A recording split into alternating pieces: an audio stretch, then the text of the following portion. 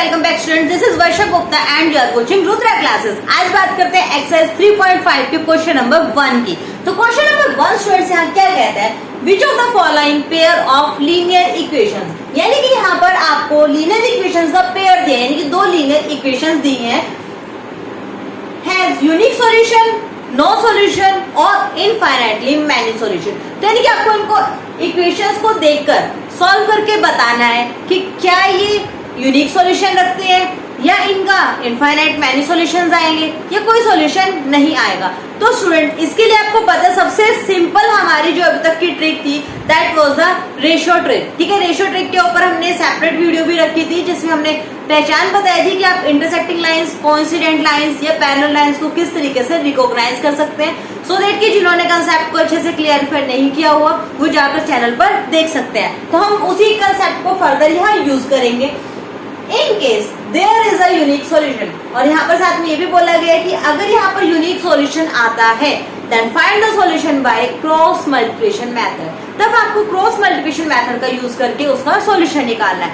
तो स्टूडेंट्स अभी तक हम substitution method and elimination method कर चुके हैं, आज हम करेंगे क्रॉस मल्टीप्लिकेशन मेथड। तो क्रॉस मल्टीप्लिकेशन मेथड को भी समझते हैं और साथ में समझते हैं कि इनका सॉल्यूशन कैसे निकलता है। तो चलिए हम सबसे पहले सॉल्यूशन देखते हैं फर्स्ट पार्ट का।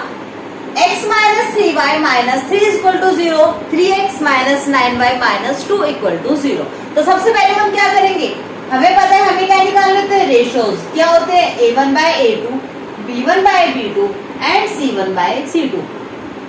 यू नो वेरी वेल कि हम यहाँ पर कभी भी साइंस नहीं लगाते क्योंकि हमें नहीं पता वेदर दे आर इक्वल और नॉट। तो चलिए a1 की वैल्यू क्या है, देखिए मैं दोबारा से आपको एक बार रिमाइंड करा देती हूँ, ax plus B Y plus C equal to 0। इस जनरल इक्वेशन से हम इनको कंपेयर करते हैं। a1 की बारी आती है तो a1 b1 c1 रख लेते हैं, सेकेंड रेशियो निकालना होता है तो a2 b2 c2 रख लेते हैं।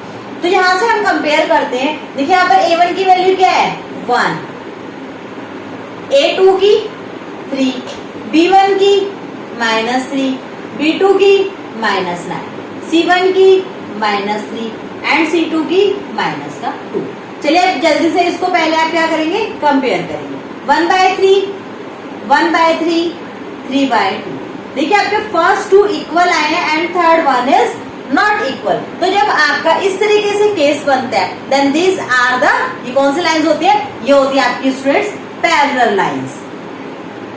तो क्योंकि ये इक्वेशन आपकी पैरेलल लाइंस है, पैरेलल लाइंस कुछ इस तरीके की होती हैं जो कहीं पर भी किसी भी पॉइंट पर कभी मीट नहीं करती। जैसे मैंने आपको प्रीवियस वीडियोस में एग्जांपल दिया था रेल की पटरियां जो साथ तो चलती है लेकिन कभी भी कहीं मीट नहीं करती। तो सेम केस है, जब ये कहीं पर मीट ही नहीं करेगी तो कोई सॉल्यूशन नहीं मिलेगा। Then this part has no solution. जब नो सॉल्यूशन है तो कोई मेथड भी आपको अप्लाई नहीं करना है। सेकेंड पार्ट कहता है 2x plus Y is equal to 5, 3x plus 2y is equal to 8। सबसे पहले हम क्या करेंगे, जनरल इक्वेशन की फॉर्म में लिखेंगे 2x plus Y minus 5 equal to 0, 3x plus 2y minus 8 equal to 0, so that कि हम ax plus by plus c जो हमारी जनरल इक्वेशन है इसके साथ इजीली कंपेयर कर सके। This is equation number 1, this is equation number 2। तो चलिए कंपेयर करते हैं a1 by a2, b1 by b2 and C1 by C2।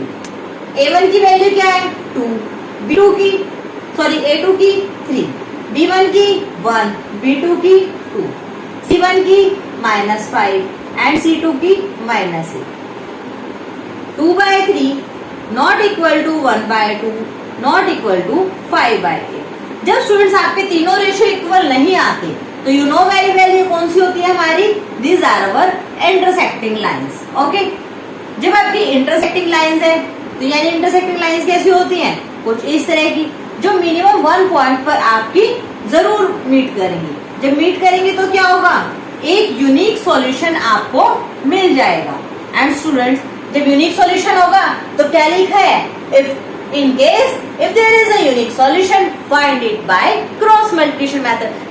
Cross multiplication method होता क्या है, देखिए रेशियोज ही होते हैं a1 by a2, b1 by b2, c1 by c2। अब आप क्या करते हैं, पहले x की वैल्यू रखेंगे, उसके नीचे एक रेशियो निकालते हैं y की उसके नीचे भी कुछ वैल्यूज आएंगी। अगेन यहाँ हम 1 रखते हैं कांस्टेंट के नाम का, x upon y upon and 1 upon. अब x के नीचे देखिए होता क्या है कि हम ना ये फॉर्मूलेज हैं। देखिए अगर मैं फॉर्मूला लिखती हूँ तो x के लिए फॉर्मूला आता है b1c2 माइनस b2c1। y के लिए फॉर्मूला रहता है c1a2 माइनस c2a1 एंड आपके कांस्टेंट के लिए फॉर्मूला रहता है a1b2 minus a2b1। And students ये फॉर्मूला लर्न रखना थोड़ा कॉम्प्लिकेशंस लगता है क्योंकि क्रैमिंग करना बहुत मुश्किल है। तो हम देखिए इसको समझते हैं। a1 कहाँ से आता है आपके x से, तो क्या कीजिए इसको आप हाइड कर लीजिए, इसको नहीं आपने छेड़ना है। b1 into c2 minus cross multiplication है ना, तो कुछ इस तरीके से ही होती है क्रॉस मल्टीप्लिकेशन। ठीक है जी, b1c2 अब ऊपर जाता तो माइनस का साइन आता है, माइनस b2c1। ओके, ये हो गई x की वैल्यू। अब y की टर्म है, y कहाँ से आता है, y के साथ क्या है b1 b2, ये नहीं लेना। आपने क्या करना है, लेकिन ये टर्म आपकी इधर लिखी है ना, आप इसको एक बार और यहाँ लिख लीजिए ताकि आपके साइंस गड़बड़ ना करें। y की वैल्यू निकालनी c1a2 माइनस c2a1, ऊपर की तरफ जाते हैं तो माइनस का साइन लगाते हैं c2a1। अब आपकी क्या है कांस्टेंट टर्म को हाइड कर लीजिए।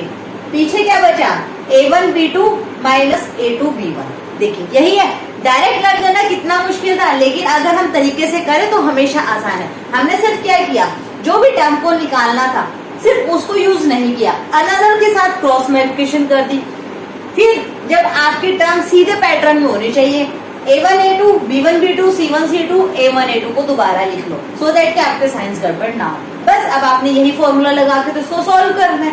क्रॉस मल्टीप्लिकेशन मेथड को यूज करके इसका सॉल्यूशन कैसे निकाला जाएगा, तो हमने क्या करना है, देखिए रेशियोज निकाल लीजिए। a1 by a2 2 by 3, b1 by b2 1 by 2, c1 by c2 minus 5 by minus 8। Okay, तीनों रेशियोज नॉट इक्वल है।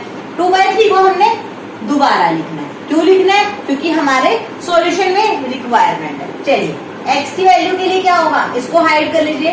1 इंटू माइनस 8, माइनस का sign as it is 2 into minus का 5 इक्वल टू y की value निकाली, y है इसको hide कीजिए, minus 5 into 3 minus क्या आएगी माइनस 8 इंटू 2, कांस्टेंट टर्म के लिए 1। ठीक है जी, अब आपने क्या करना है, ये आपकी कांस्टेंट की थी। ठीक है जी, 2 इंटू 2 माइनस 3 इंटू 1। चलिए अब इसको सॉल्व करेंगे। x upon 1 into minus 8 2 5 is 10 minus minus plus. ठीक है जी, माइनस माइनस प्लस हो गया और 2 5 is 10 होगा तो प्लस का 10। y के लिए सॉल्व कीजिए, माइनस 5 इंटू 3 माइनस का 15 माइनस माइनस प्लस 8 2 जा 16 1 अपॉन 2 इंटू 2 4 माइनस 3 इंटू 1 3। देखिए क्वेश्चन सॉल्व करना बहुत आसान नहीं है। x upon 10 minus 8 2 y is equal to 16 minus 15 1 upon 4 minus 3 1।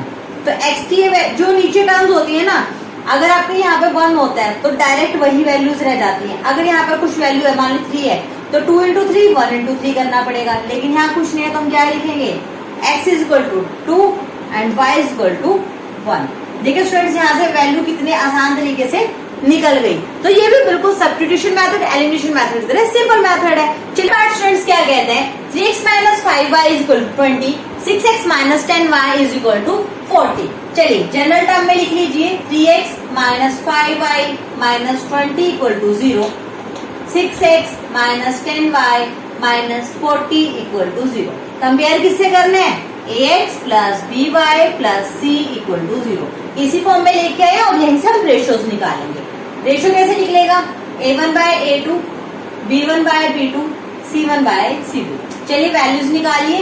3 by 6, a1 की वैल्यू क्या है 3, a2 की 6, b1 की क्या है माइनस 5, b2 की माइनस 10, c1 की माइनस 20, c2 की minus 40। 3 by 6 1 by 2, 5 by 10 1 by 2, minus 20 by minus 40 1 by 2। तीनों रेशियोज आपके इक्वल हो गए। ये सिर्फ तभी होता है जब आपकी लाइंस कोइंसिडेंट हो। ओके जी, कोइंसिडेंट लाइंस है, कोइंसिडेंट लाइंस कैसी होती है, this one is one line and second line इसको ओवरलैप करते हुए ही इसके ऊपर ही हो, यानी कि वन ऑन द अनदर। जब आपकी लाइंस बिल्कुल इस तरीके से स्टिक हो चुकी हो, वन के ऊपर दूसरी हो, कि आपको पता ना लगे कि वेदर यहाँ पर एक लाइन है या दो लाइन है, then these are called coincident lines, और इनके सॉल्यूशन कभी भी नहीं निकल पाते।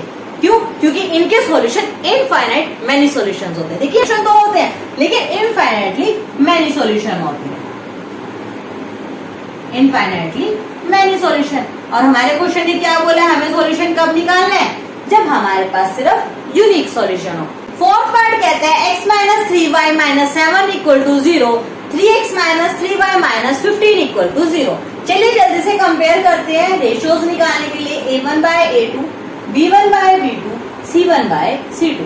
रेशियोज निकालेंगे, a1 की वैल्यू 1 अपॉन a2 की वैल्यू 3, b1 की वैल्यू -3, b2 की वैल्यू -3, c1 की वैल्यू -7 अपॉन c2 की वैल्यू -15। देखिए 1/3 -3/3 क्या रहेगा, 1/3, यहाँ क्या आ जाएगा 1/1, यहाँ क्या आएगा 7/15।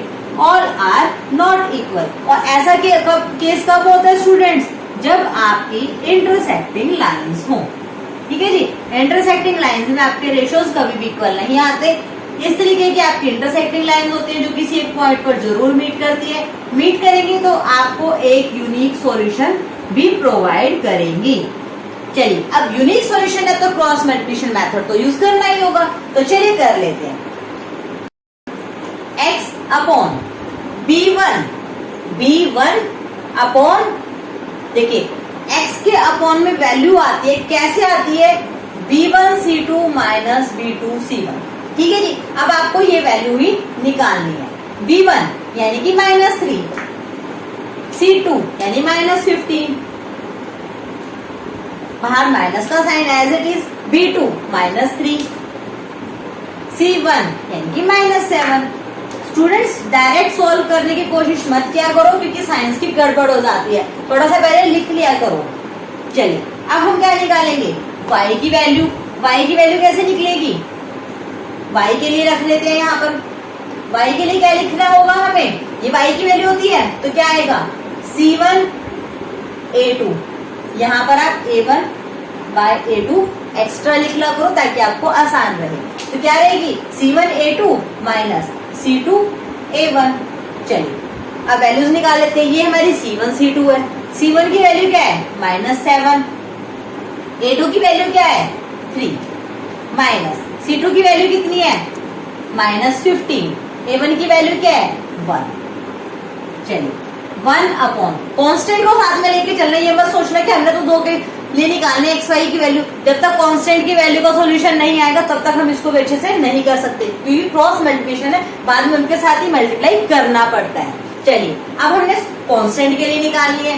कांस्टेंट के लिए फॉर्मूला क्या रहता है 1 अपॉन में आएगा तो क्या हो जाएगा a1 b2 minus a2 b1। ठीक है जी, चलिए कांस्टेंट के लिए वैल्यू निकालने, a1 की वैल्यू कितनी है 1, b2 की वैल्यू कितनी है -3, minus sign as it is, a2 की वैल्यू कितनी है 3, b1 की वैल्यू कितनी है -3। अगर आपको फॉर्मूला याद रहेगा तो आप क्वेश्चन को बहुत ही आसान तरीके से सॉल्व कर पाओगे। चलिए इसको सॉल्व कर लेते हैं। x अपॉन -3 इंटू -15, 15 3 जा 45, minus minus plus, minus minus plus, plus minus minus, तो फाइनल साइन क्या होगा -3 7 जा 21। चलिए y की वैल्यू निकाल लेते हैं, 7 3 जा 21, minus sign as it is, minus minus plus, 15 1 जा 50, 1 upon 1 into -3 -3, minus minus plus, 3 3 जा 9।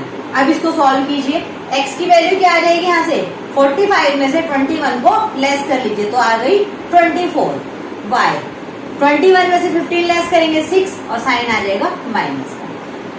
1 अपॉन -3 प्लस 9 कितना हो गया 6। ठीक है जी, अब आपने क्या करना है, अब इन सबको इसके साथ भी वैल्यू निकालनी पड़ेगी। देखिए x upon 24 is equal to 1/6, comma y upon -6 is equal to 1/6। चलिए अब यहाँ से वैल्यू निकलेगी 24 ऊपर जाएगा और 24 को 6 से डिवाइड करेंगे तो x की वैल्यू क्या आ जाएगी 4। अब ऐसे y की वैल्यू -6 ऊपर जाएगा, -6/6 हो जाएगा, देखिए इस तरीके से हो जाएगा इक्वल टू y, तो y की वैल्यू यहाँ से क्या आ जाएगी -1। तो यहाँ पर